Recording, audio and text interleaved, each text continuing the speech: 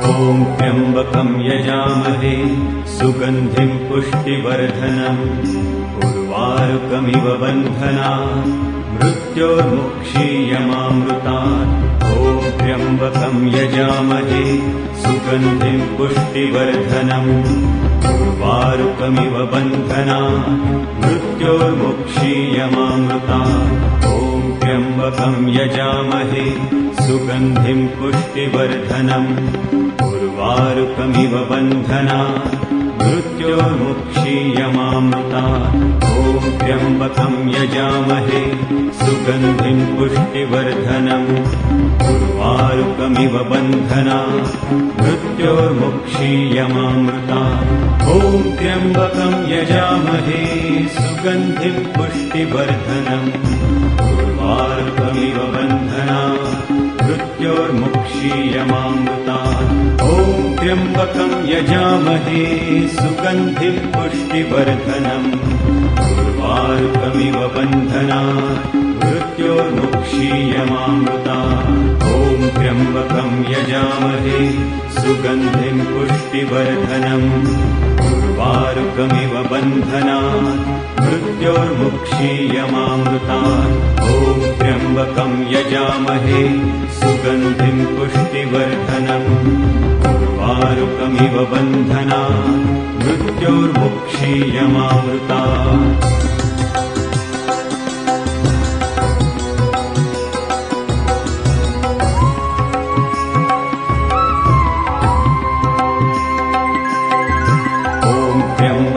यजामहे सुगन्धिं पुष्टिवर्धनम् उर्वारुकमिव बन्धनात् मृत्योर्मुक्षीयमामृतात्। ॐ त्र्यम्बकं यजामहे सुगन्धिं पुष्टिवर्धनम् उर्वारुकमिव बन्धनात् मृत्योर्मुक्षीयमामृतात्। ॐ त्र्यम्बकं यजामहे सुगन्धिं पुष्टिवर्धनम् उर्वारुकमिव बन्धनात् मृत्योर्मुक्षीयमामृतात्। ॐ त्र्यम्बकं यजामहे सुगन्धिं पुष्टिवर्धनम् उर्वारुकमिव बन्धनात् मृत्योर्मुक्षीयमामृतात्।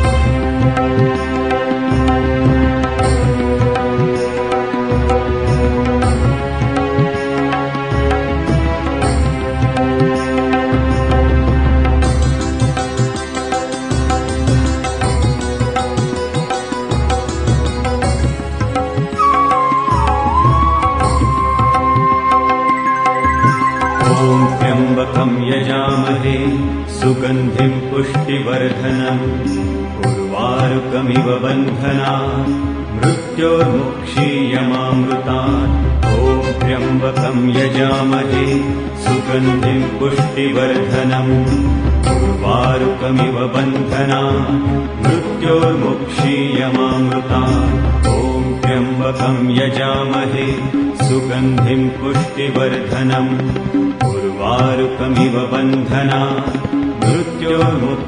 मृत्योर्मुक्षीयमामृतात्। ॐ त्र्यम्बकं यजामहे सुगन्धिं पुष्टिवर्धनम् उर्वारुकमिव बन्धनात् मृत्योर्मुक्षीयमामृतात्। ॐ त्र्यम्बकं यजामहे सुगन्धिं पुष्टिवर्धनम् उर्वारुकमिव बन्धनात् मृत्योर्मुक्षीयमामृतात्। ॐ त्र्यम्बकं यजामहे सुगन्धिं पुष्टिवर्धनम् उर्वारुकमिव बन्धनात् मृत्योर्मुक्षीयमामृतात्। ॐ त्र्यम्बकं यजामहे सुगन्धिं पुष्टिवर्धनम् उर्वारुकमिव बन्धनात् मृत्योर्मुक्षीयमामृतात्। ॐ त्र्यम्बकं यजामहे सुगन्धिं पुष्टिवर्धनम् उर्वारुकमिव बन्धनात् मृत्योर्मुक्षीयमामृतात्।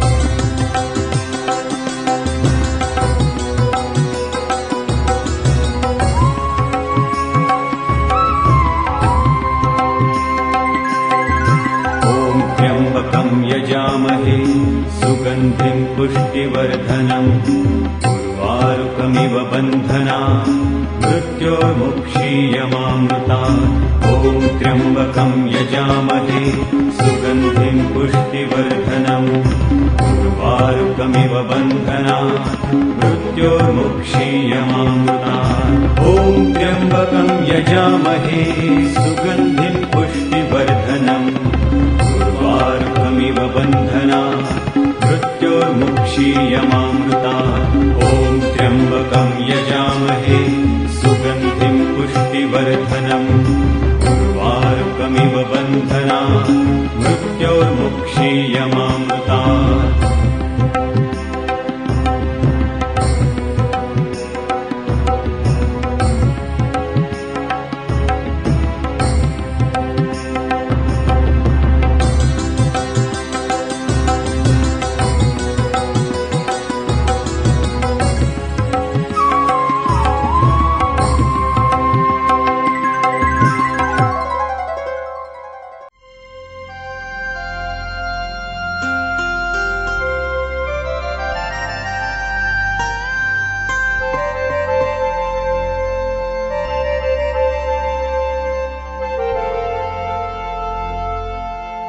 ब्रह्ममुरारिसुरार्चितलिङ्गं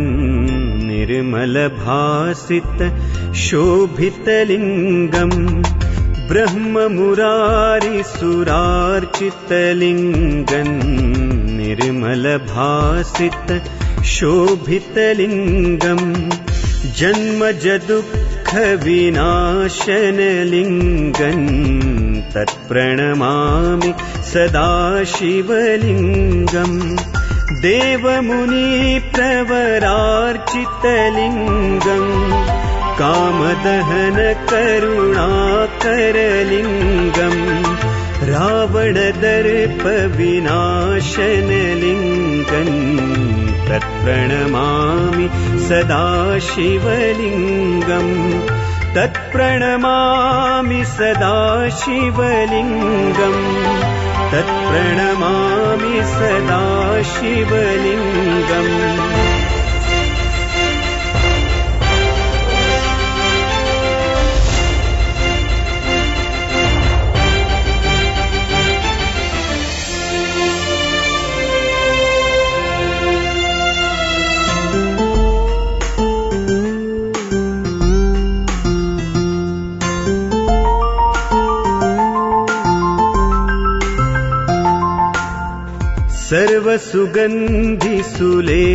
सर्वसुगन्धिसुलेपितलिङ्गं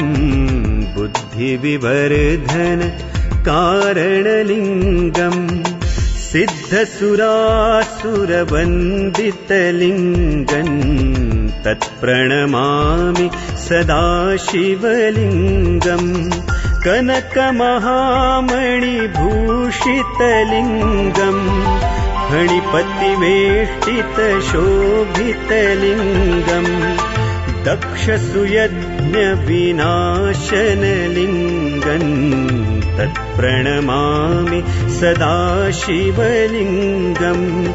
तत्प्रणमामि सदा शिवलिङ्गम् तत्प्रणमामि सदा शिवलिङ्गम् कुङ्कुमचन्दनलेपितलिङ्गम् पङ्कजहार सुशोभितलिङ्गम् सञ्चितपापविनाशनलिङ्गम् तत्प्रणमामि सदा शिवलिङ्गम् देवगणार्चितसेवितलिङ्गम् भाविर्भक्तिभिरेव च लिङ्गम् दिनकरकोटिप्रभाकरलिङ्गम् तत्प्रणमामि सदा शिवलिङ्गम् तत्प्रणमामि सदा शिवलिङ्गम् तत्प्रणमामि सदा शिवलिङ्गम्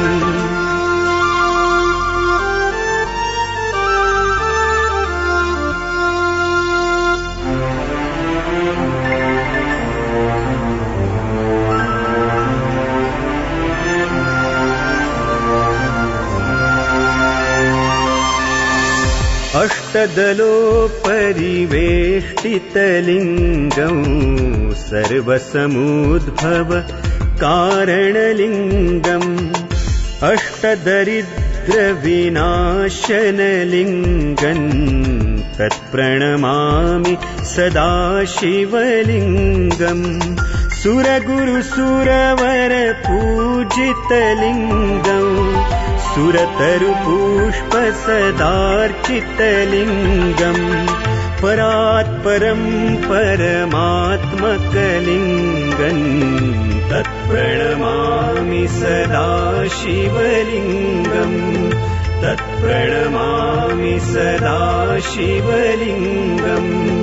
तत्प्रणमामि सदा शिवलिङ्गम्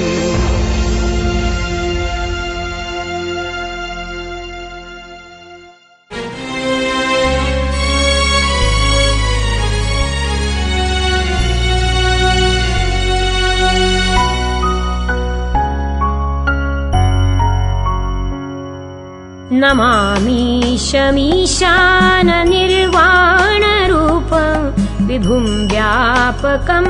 ब्रह्मवेदस्वरूपं निजं निर्गुणं निर्विकल्पं निरीहं चिदाकाशमाकाशवासं भजेऽहम्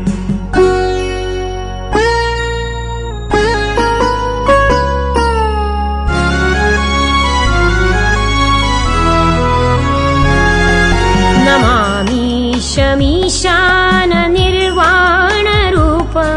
विभुं व्यापकं ब्रह्मवेदस्वरूपं निजं निर्गुणं निर्विकल्पं निरीहं चिदाकाशमाकाशवासं भजेऽहम् निराकारमोङ्कार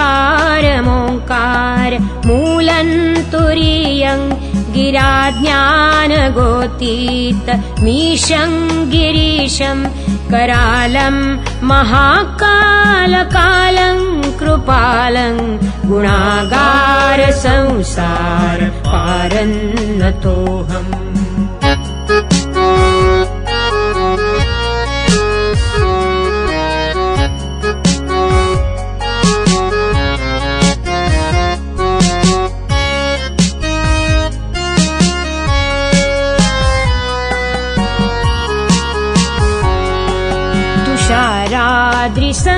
तुषाराद्रिसङ्काशगौरं गभीरं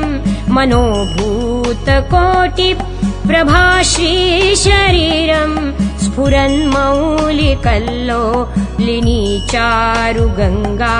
लसद्भालबालेन्दुकण्ठे भुजङ्गा चलत्कुण्डलं भ्रूसुनेत्रं विशालं प्रसन्नाननं नीलकण्ठं दयालं मृगाधीशचर्माम्बरं मुण्डमालं प्रियं शङ्करं सर्वनाथं भजामि प्रचण्डं प्रकृष्टं प्रगल्भं परेश अखण्डं अजं भानुकोटिप्रकाशं त्रयशूलनिर्मूलनं शूलपाणिं भजेऽहं भवानी पतिं भावगम्यं कलातीतकल्याण कल्पान्तकारी सदा सज्जना नन्ददाता पुरारी चिदानन्द सन्दोहमोहापहारी प्रसीद प्रसीद प्रभो मन्मथारी तुम तननन तुम तननन तुम तननन तुम तननन तुम तननन तुम तननन तुम तननन तुम तननन तुम तननन तुम तननन तुम तननन तुम तननन तुम तननन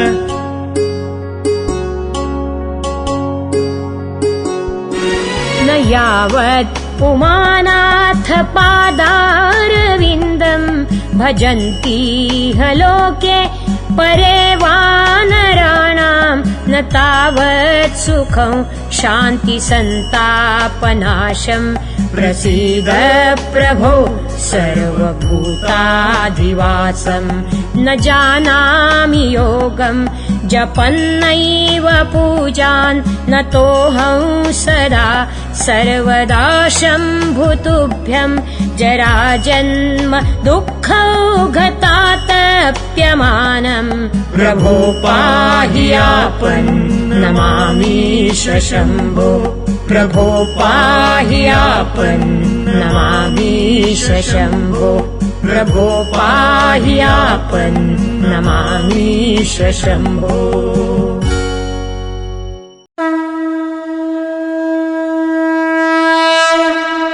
ॐ नमः शिवाय ॐ नमः शिवाय ॐ नमः शिवाय। जटाटवी गलज्जलप्रवाह पावितस्थले गले वलम्ब्यलम्बिताम्बुजङ्गतुङ्गमालिकां डमड्डमड्डमड्डमद्निनादवड्डमर्वयं चकार चण्डताण्डवन्तनोतु नः शिवः शिवम्।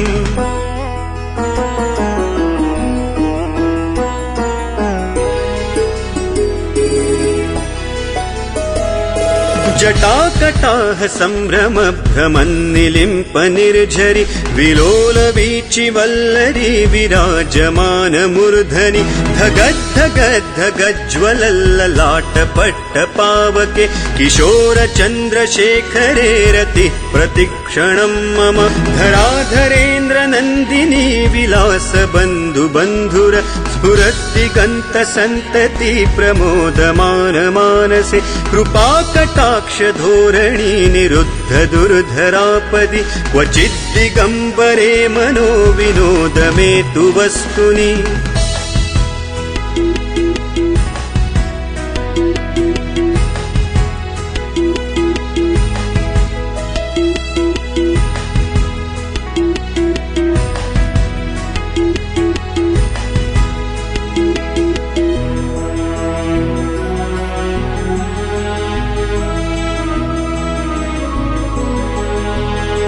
जटाभुजंग पिंगल स्फुरत् फणामणि प्रभा कदम्ब कुङ्कुमद्रव प्रलिप्त दिग्वधूमुखे मदान्ध सिन्धुर स्फुरत्वगुत्तरीय मेदुरे मनो विनोदमद्भुतं बिभर्तु भूत भर्तरि सहस्रलोचन प्रभृत्य शेषलेख शेखर प्रसूर धूलि धोरणी विधूसराङ्घ्रिपीठ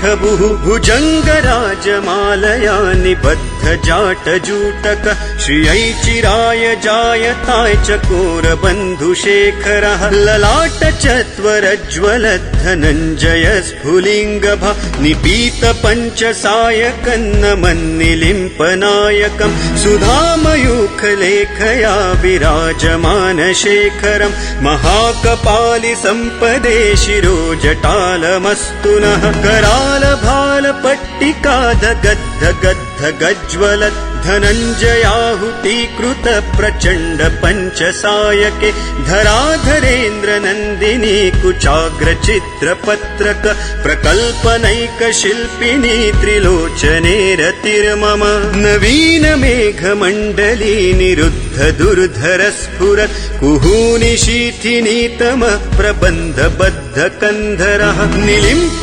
निर्झरीधरस्तनोतु कृत्ति सिन्धुर कलानिधान बन्धुर श्रियञ्जगन्धुरन्धरः प्रफुल्ल नील पङ्कज प्रपञ्च कालिमप्रभा वलम्बिकण्ठ कन्दली रुचि प्रबद्ध कन्धरं स्मरच्छिदं पुरच्छिदं भवच्छिदं मखच्छिदं गजच्छिदान्दकच्छिदन्तमन्तकच्छिदं भजे अखर्व सर्वमङ्गला कला कदम्ब मञ्जरी रस प्रवाह माधुरी विजृम्भणा मधुव्रतम् स्मरान्तकम् पुरान्तकम् भवान्तकम् मखान्तकम् गजान्तकान्धकान्तकन्तमन्तकान्तकम् भजे जयत्वदभ्रविभ्रमभ्रमद्भुजङ्गमश्वसत् विनिर्गमत्क्रमस्फुरत्करालभालहव्यवाट् धिमिद्धिमिद्धिमिध्वनन् मृदुङ्गतुङ्गमङ्गल ध्वनिक्रमप्रवर्तित प्रचण्डताण्डवः शिवः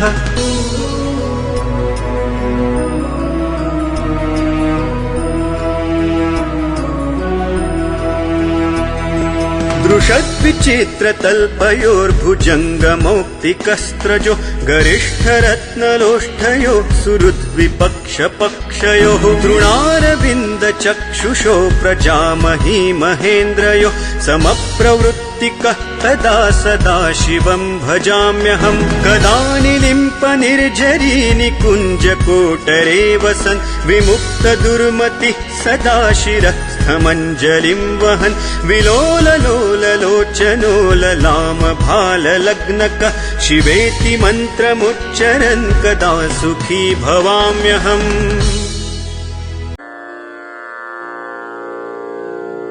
सौराष्ट्रे सोमनाथञ्च श्रीशैले मल्लिकार्जुनम् उज्जयिन्यां महाकालम् ओंकारम् अमलेश्वरम् परल्यां वैजनाथञ्च डाकिन्यां भीमशङ्करम् सेतुबन्धे तु रामेशन् नागेशन् दारुकावने वाराणस्यां तु विश्वेशन् त्र्यम्बकं गौतमीतटे हिमालये तु केदारं गृष्णेशं शिवालये एतानि ज्योतिर्लिङ्गानि सायं प्रातः पठेन्नरः सप्तजन्मकृतं पापं स्मरणेन विनश्यति।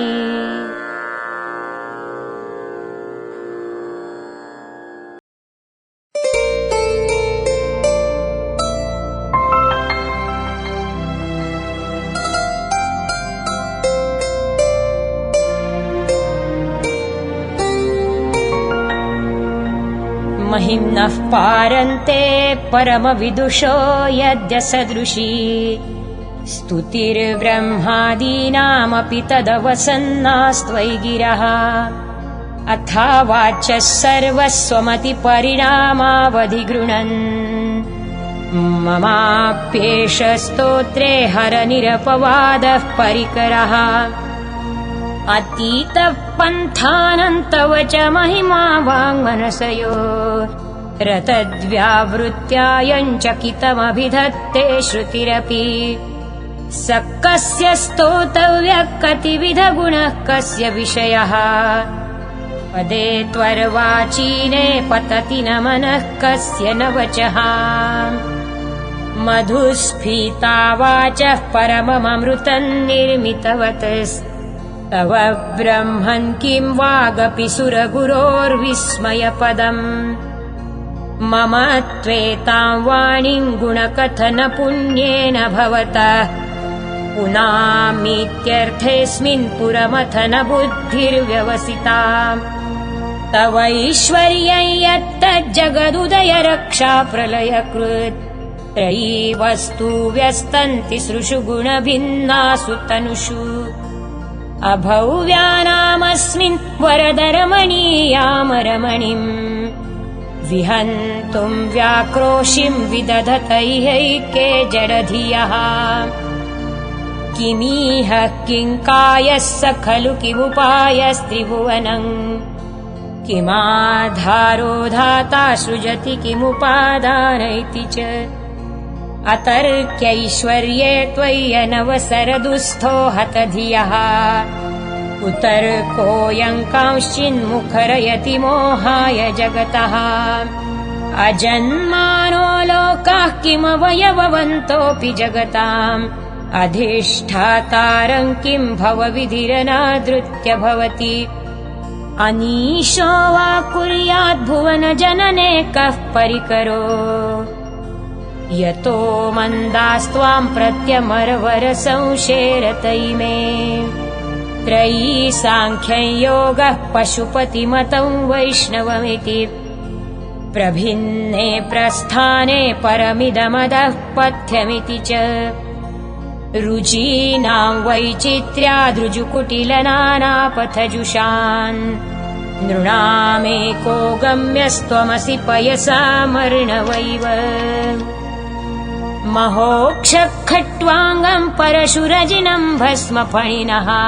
कपालं चेत्ति यत्तव वरद तन्त्रोपकरणम्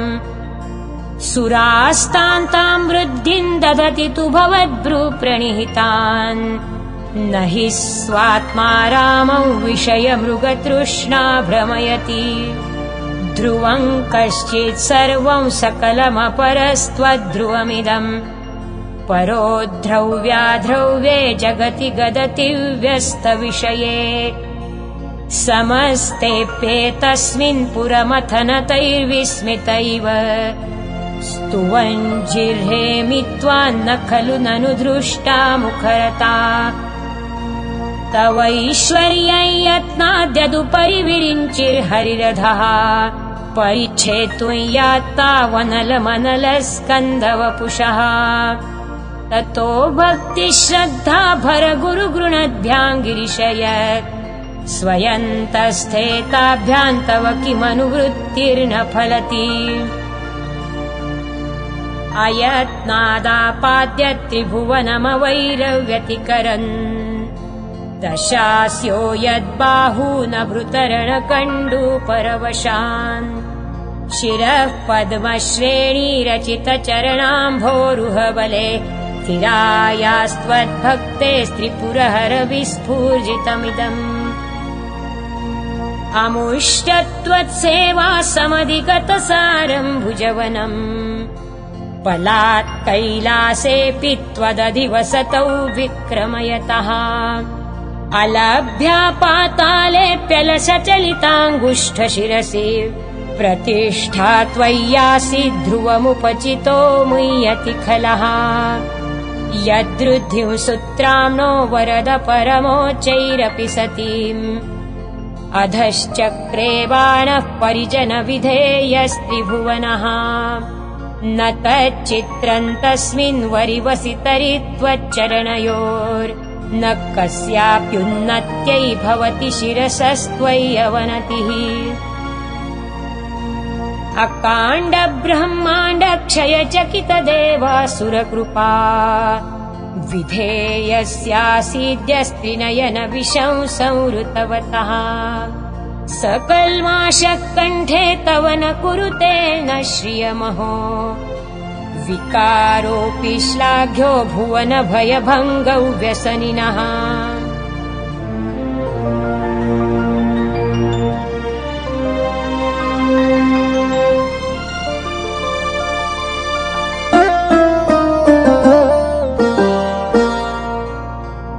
असिद्धार्था नैव क्वचिदपि सदेवासुरनरे निवर्तन्ते नित्यै जगति जैनो यस्य विशिखाः स पश्यन्नीशत्वाभितरसुरसाधारणमभूत् स्मर स्मर्तव्यात्मा न हि वशिषुपथ्यः परिभवः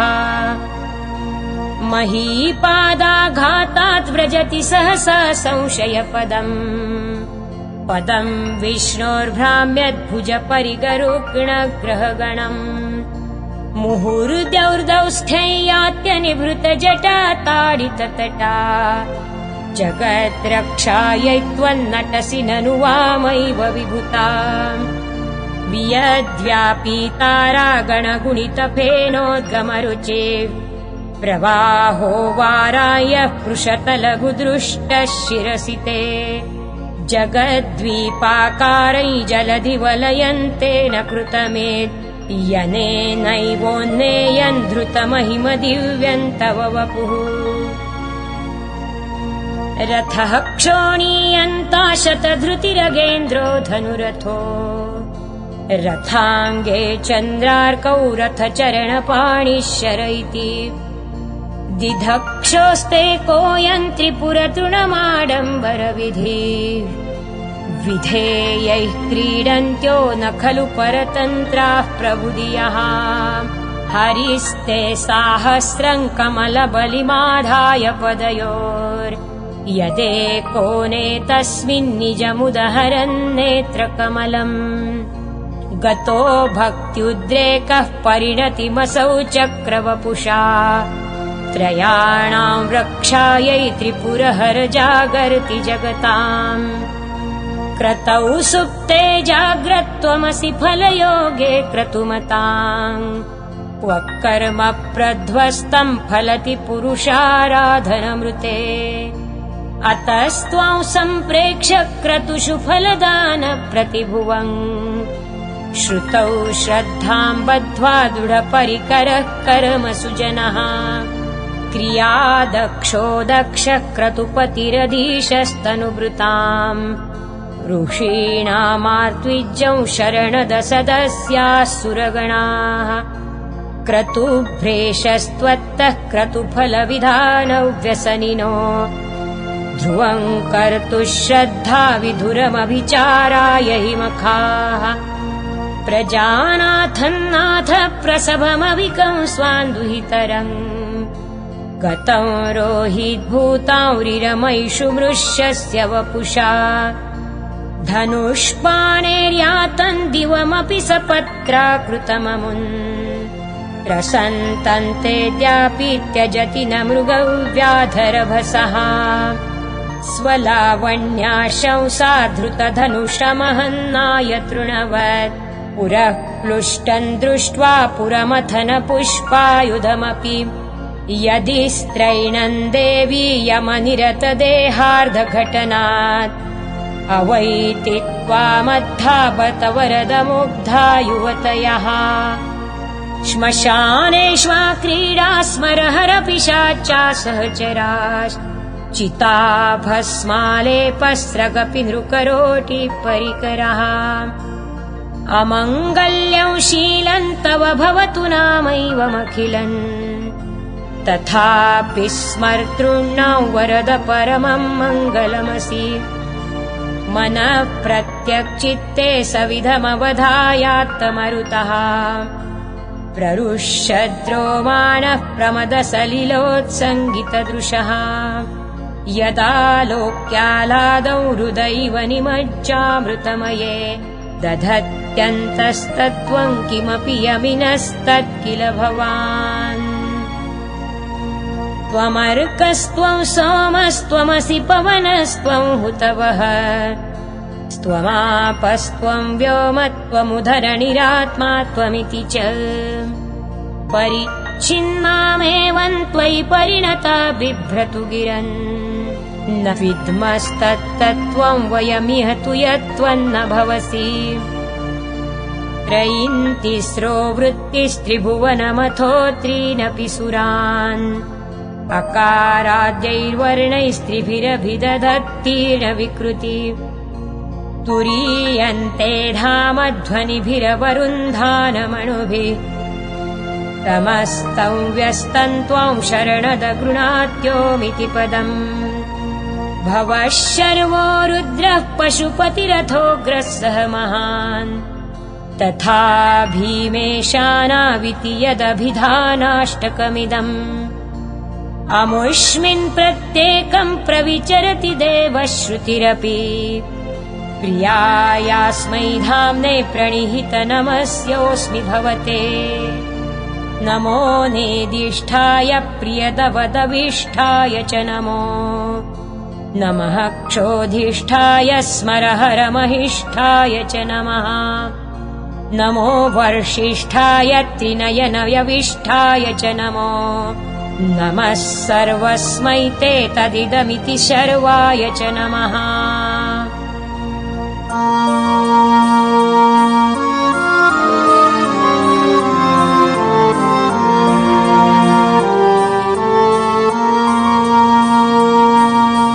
बहलरजसे विश्वोत्पत्तौ भवाय नमो नमः।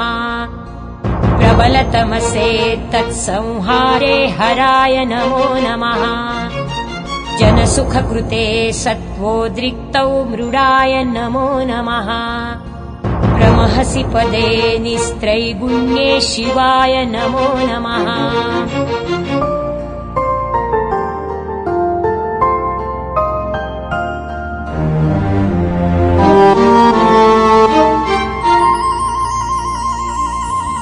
कृशपरिणति चेत क्लेशवश्यं क्वचेदं क्वच तव गुणसीमो लङ्घिनी शश्वदृद्धिः इति चकितममन्दी कृत्यमां भक्तिराधाद् वरद चरणयोस्ते वाक्यपुष्पोपहारम् असितगिरिसमौ स्यात् कज्जलौ सिन्धुपात्रे सुरतरुवरशाखा लेखनी पत्रमुर्वी लिखति यदि गृहीत्वा शारदा सर्वकालन् तदपि तव गुणानाम् मीशपारन्न याति असुरसुरमुनीन्द्रैर्रर्चितस्येन्दुमौलेर्ग्रथितगुणमहिम्नो निर्गुणस्येश्वरस्य सकलगणवरिष्ठ पुष्पदन्ताभिधानो रुचिरमलघुवृत्तैः स्तोत्रमेतच्चकार अहरहर नवद्यन् धूर्जटे स्तोत्रमेतत् पठति परमभक्त्या शुद्धचित्तः पुमान्यः स भवति शिवलोके रुद्रतुल्यस्तथात्र प्रचुरतरधनायुः पुत्रवान् कीर्तिमांश्च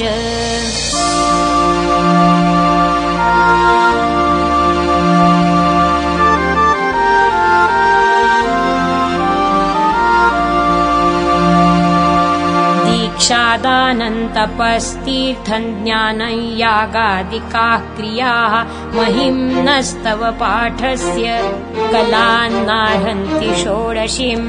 आसमाप्तमिदं स्तोत्रम् पुण्यं गन्धर्वभाषितम् अनौपम्यं मनोहारि शिवमीश्वरवर्णनम् महेशान्नापरो देवो महिम्नो नापरा स्तुतिः अघोरान्नापरो मन्त्रो नास्ति तत्त्वं गुरोः परम् कुसुमदशननामा सर्वगन्धर्वराजः शिशुशशिधरमौलेर् देवदेवस्य दासः स खलु निजमहिम्नो भ्रष्ट एवास्य रोषात् स्तवनमिदमकार्षीत् दिव्यदिव्यं महिम्नः सुरवरमुनिपूज्यं स्वर्गमोक्षैकहेतुं पठति यदि मनुष्य प्राञ्जलिर्नान्यचेताः व्रजति शिवसमीपम् किन्नरैः स्तूयमानः स्तवनमिदममोघम् पुष्पदन्तप्रणीतम् श्रीपुष्पदन्तमुखपङ्कजनिर्गतेन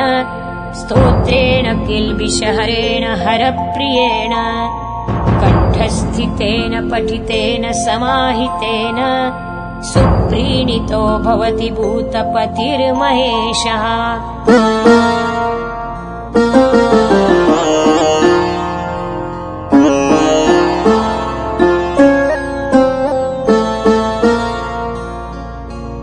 इत्येषा वाङ्मयी पूजा श्रीमच्छङ्करपादयोः अर्पिता तेन देवेश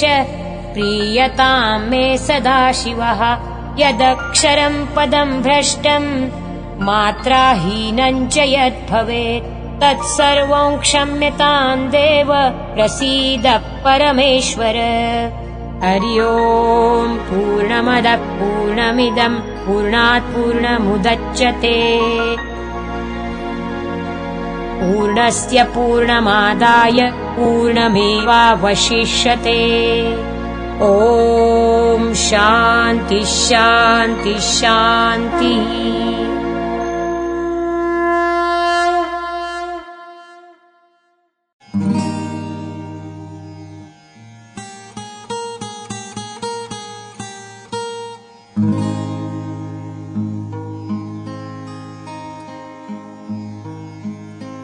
रत्नैः कल्पितमासनं हिमजलैः स्नानं च दिव्याम्बरम् नानारत्नविभूषितम् मृगमदामोदाङ्कितं चन्दनम् जाति चम्पकबिल्वपत्ररचितम् पुष्पं च धूपं तथा दीपं देवदयानिधे पशुपते हृत्कल्पितं गृह्यताम् सौवर्णेन वरत्नखण्डरचिते पात्रे घृतं पायसम् भक्षं पञ्चविधं पयोदधियुतं रम्भाफलं पानकम् शाकानामयुतं जलं रुचिकरम् कर्पूरखण्डोज्ज्वलम् ताम्बूलं मनसा मया विरचितम् भक्त्या प्रभो स्वीकुरु छत्रं चामरयोर्युगं व्यजनकम् चादर्शकं निर्मलम् वीणा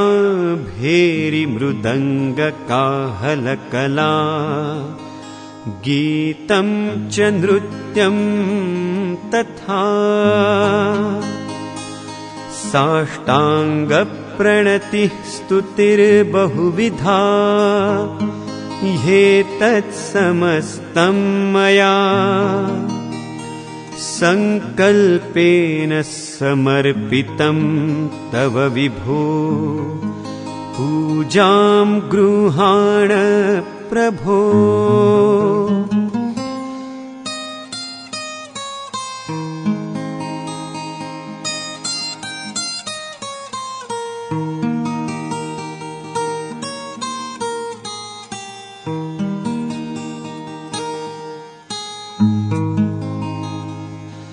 आत्मा त्वं गिरिजामति सहचरा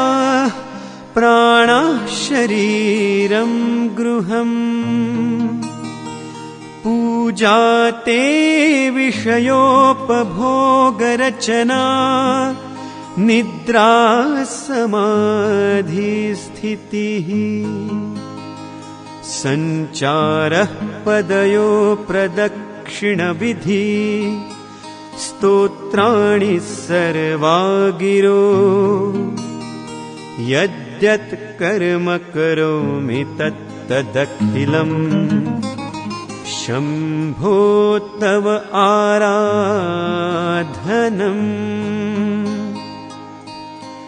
करचरणकृतं वा कायजं कर्मजं वा श्रवणनयनजं वा मानसं वा अपराधम्